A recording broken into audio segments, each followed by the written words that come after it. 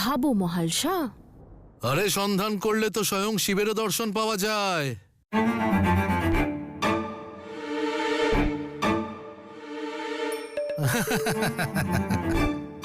তাহলে সন্ধান করলে ওনার কাছে যাওয়ার পথ কেন পাবে না? হ্যাঁ বলো।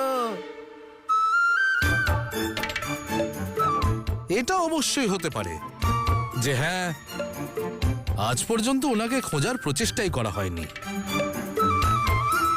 কারণ পথ অত্যন্ত কঠিন, যে সেজন্য সমাধান খোঁজার প্রচেষ্টাই করা হয়নি। এটাই হবে। সহায়তা চেয়েছি আমি তোমার থেকে, যাও নিজের কাজ করো, আমি নিজের পথ নিজেই খুঁজে নেব। আরে মহারানী মহালসা, আমি সহায়তা নয়, সঙ্গ দিতে এসেছি। কিছু দূর একসঙ্গে যাওয়ার জন্য এসেছি, বুঝলে?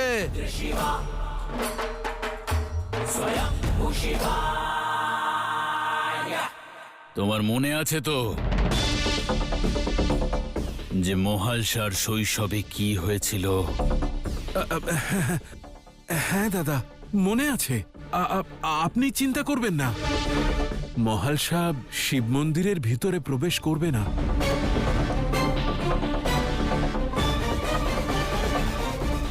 কাল শ্রাবণ মাসের প্রথম সোমবার দাদা, আসবেন তো আপনি? হ্যাঁ, নিশ্চয়ই, অবশ্যই আসবো, আমিও আর মনিও। কিন্তু মনে থাকে যেন, আমাদের প্রচলন করা প্রথা যেন ভঙ্গ না হয়।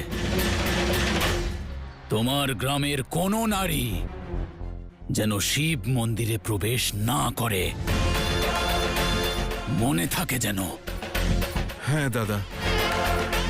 হ্যাঁ হ্যাঁ,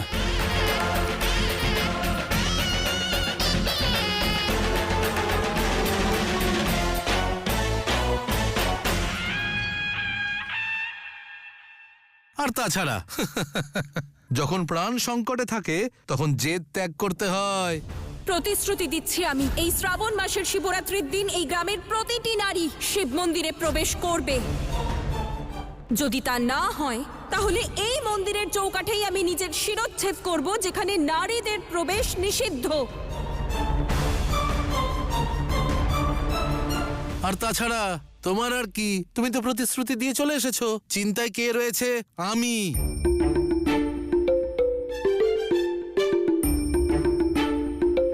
কেন? কারণ আমার জন্য কারোর প্রাণ চলে যাক এটা আমি মানতে পারবো না।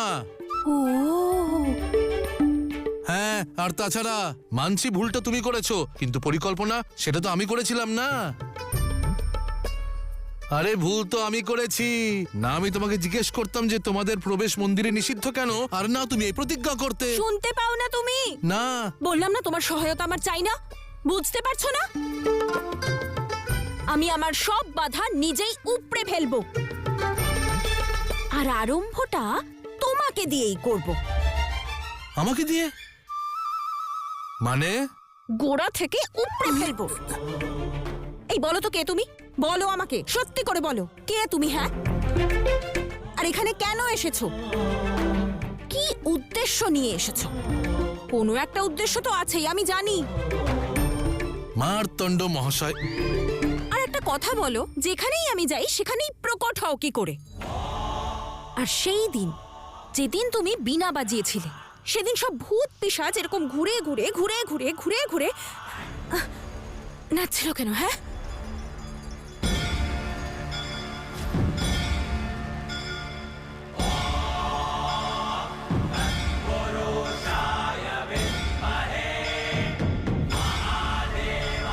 তুমি তান্ত্রিক তাই না? তন্ত্র মন্ত্র করে আমাদের সবাইকে বশ করতে চাও।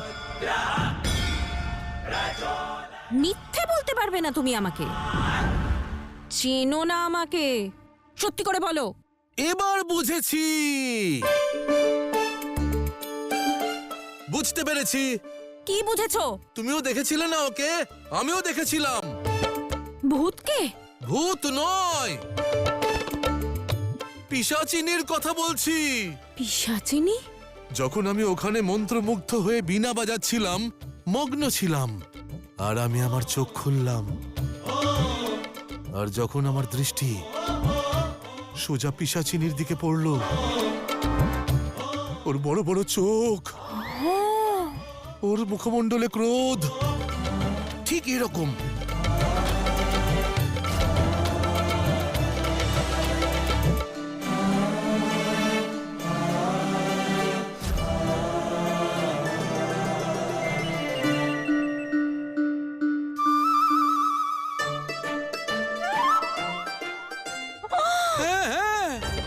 তুমি আমাকে পিশাচিনী বললে? আমি তোমাকে পিশাচিনী কোথায় তোমাকে আমি বললাম? দেখাচ্ছি, তোমার সব রহস্য আমি জেনেই ছাড়বো।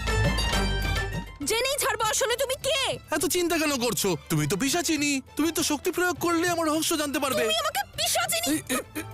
আরে কি পিশাচিনী, ভেবেছো কি তুমি, হ্যাঁ? পিশাচিনী তোমাকে আমি তুমি- দেখাচ্ছি। ক্ষমা করবেন। আরে দাঁড়াও মারদণ্ড, আমি কিন্তু বলছি খবরদার।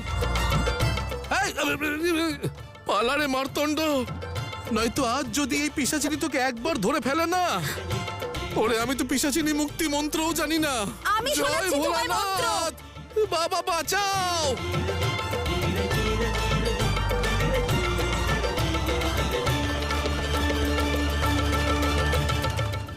এমন কি অনর্থ হবে মল্ল, যদি শ্রাবণের এই সোমবার মহালসাও শিবলিঙ্গে জল অর্পণ করে? তো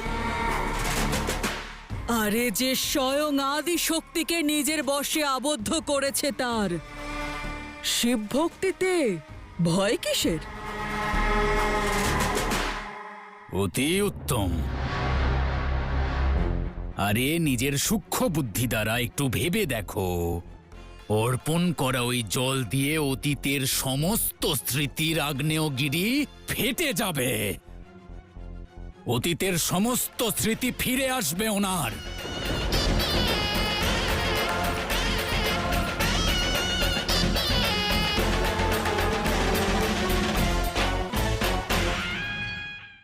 আর যদি অতীতের সমস্ত স্মৃতি ফিরে আসে না, তাহলেই ওরা দুজন এক হয়ে যাবে।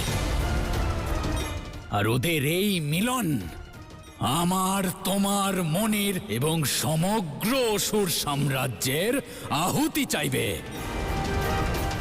মল্ল মনির বিনাশ ঘটবে।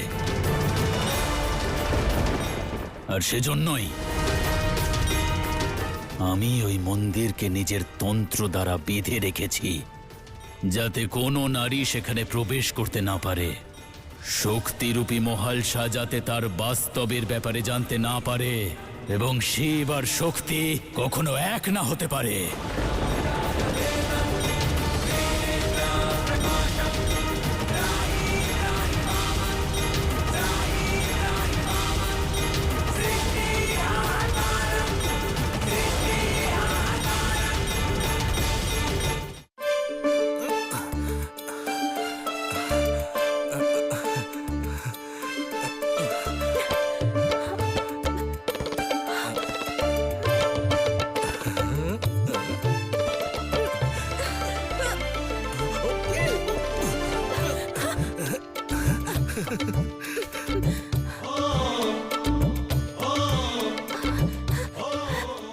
দাঁড়াও মারদণ্ড, আজ তুমি পালাতে পারবে না। ধরো ধরো, এসো।